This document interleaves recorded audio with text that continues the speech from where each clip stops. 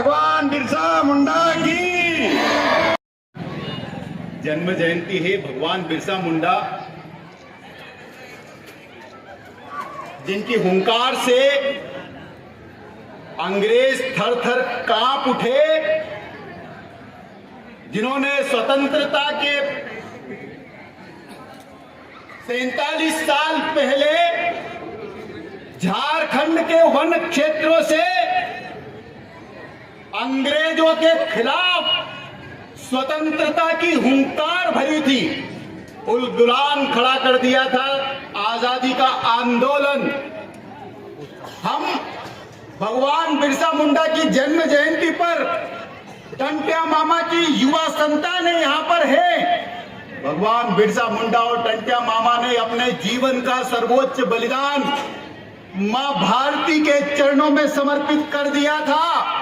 माता का वंदन ये पुत्र का कर्तव्य होता है भाइयों बहनों, और जब मां के वंदन की बात हो तो वो इतनी धीमी आवाज में नहीं होना चाहिए। मेरा निवेदन है आप सब लोगों से, हम सब जो भारत माता के बेटे या बेटी हैं, हम सब जो टंट्या मामा बिरसा मुंडा की संतान अपने आप को समझते हैं, उठाइए मेरे साथ अपने दोनों हाथों। और मेरा निवेदन सिर्फ उन्हीं से जो भारत माता के बेटे या बेटी अपने आप को समझते हैं, जो पाकिस्तान माता का समझता वो नहीं उठाएगा चलेगा।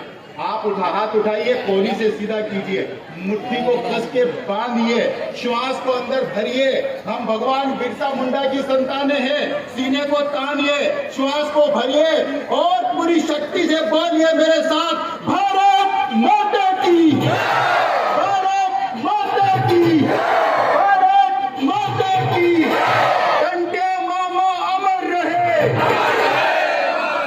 भगवान बिरसा मुंडा अमर रहे, भारत माता की। विराजमान परम पूज्य कान्हूजी महाराज, मंच पर विराजमान हिंदू युवा जनजाति संगठन के राष्ट्रीय प्रमुख,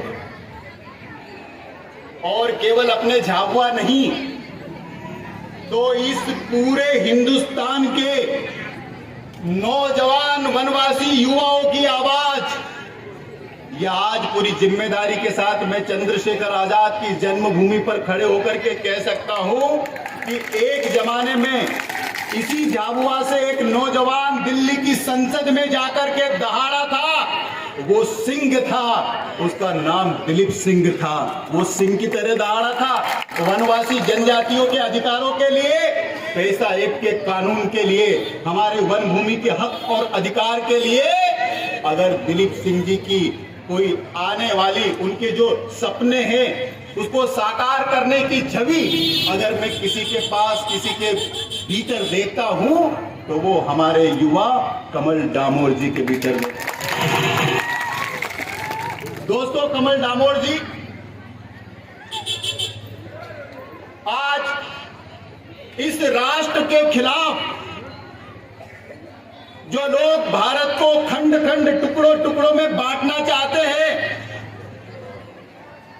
मैं उनके लिए कहता हूं कि अगर कोई भारत का दुश्मन, तो वामपंथी कीड़ा जो भारत के टुकड़े टुकड़े करना चाहता है, उसको बदहजमी हो जाए, उसका पेट जाम हो जाए, और अगर उसके लिए कोई दवाई काम नहीं करे तो सुबह सुबह ले जाकर के कमल डामोर का फोटो दिखा देना, बाकी काम हो जाएगा। वो हुंकार है जनजाति क्षेत्र के नौजवानों की। हमारे बीच में युवा तुर्क कमलेश मावी जी, जो हिंदू युवा जनजाति संगठन के राष्ट्रीय संगठन महामंत्री है, वो निष्दिन प्रतिपल अपना घर परिवार, अपना रोजगार छोड़ करके जनजाति समाज के, हमारे अपने वन क्षेत्रों में रहने वाले हमारे बेटे और बेटियों के भविष्य के निर्माण के लिए अपने जीवन को खपा रहे हैं। दोस्तों, ये दोनों नौजवान और यहां हिंदू युवा जनजाति संगठन का एक एक नौजवान, इनकी रगों में बहने वाला रक्त कोई मामूली खून नहीं है। आप लोगों ने कहावत सुनी होगी, फिल्म भी बन गई, जो जीता वही, पढ़ने वाले बच्चे बताए, जो जीता वही सिकंदर हमको बचपन से पढ़ाया गया। यह सिकंदर ग्रीक देश का, ग्रीक जाति का रहने वाला व्यक्ति था। यह ग्रीक सभ्यता का झंडा लेकर के दुनिया के कई देशों को रौंदते हुए आगे बढ़ा। इसकी नजर हिंदुस्तान पर भी पड़ी और हिंदुस्तान पे हमला करने के लिए इसने अपने सबसे ताकतवर और पराक्रमी सेनापति मिनांडर को भेजा। और मिनांडर जब भारत के उत्तर की ओर, जहां पर आज कश्मीर है, उस जमाने में पंजाब की सीमाएं लगती थी, उसकी तरफ से जब दुनिया के कई देशों को रोनते हुए आगे बढ़ रहा था, तो पंजाब और शिवी जनपद के भील तीर कमान लेकर के राष्ट्र की रक्षा की दीवार बनकर के खड़े हो गए और भारत माता की 1 इंच जमीन के ऊपर भी सिकंदर कब्जा नहीं कर। और इसलिए भाइयों बहनों, आज से अगर कोई कहे कि जो जीता वही सिकंदर, तो उसका मुंह वही बंद कर देना और कहना कि जो हमारे जनजाति योद्धाओं से हारा वो सिकंदर। सोमनाथ का मंदिर है।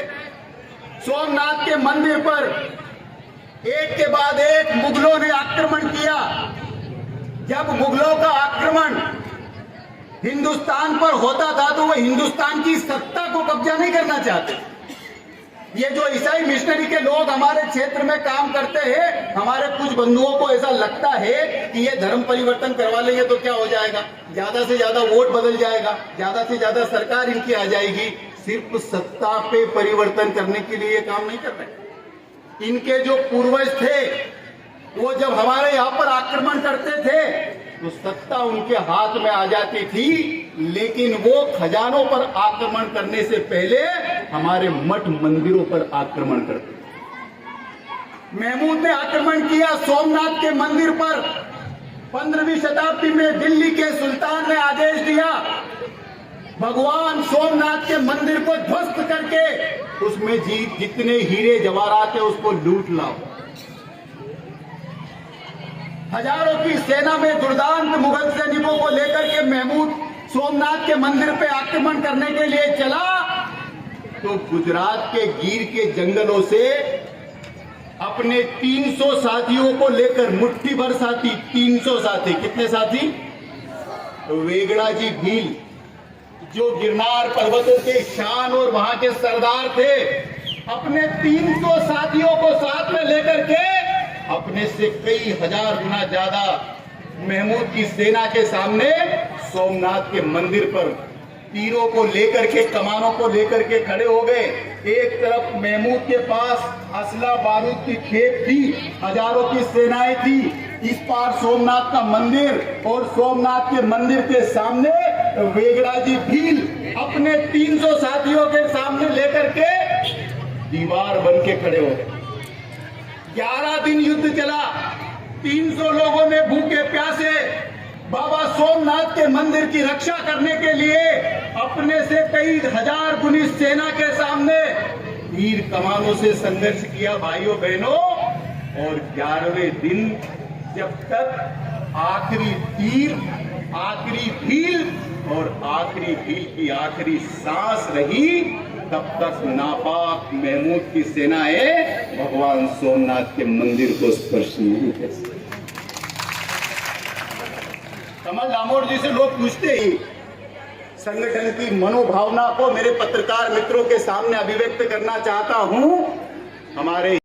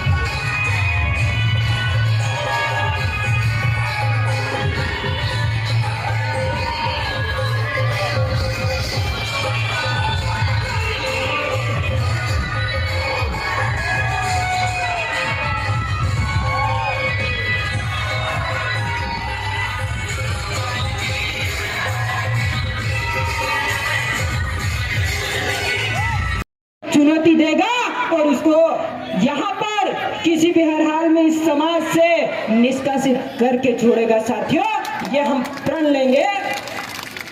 साथियों मैं बताना चाहता हूं, हमारे बीच में आदरणीय मोहन जी भाई साहब हैं।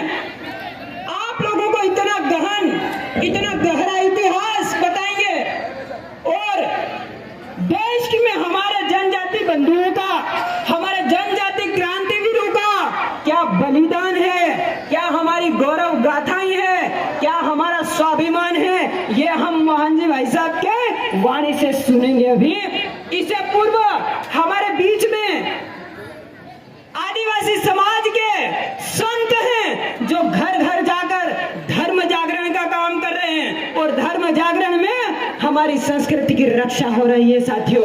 और हमारी संस्कृति ही हमारी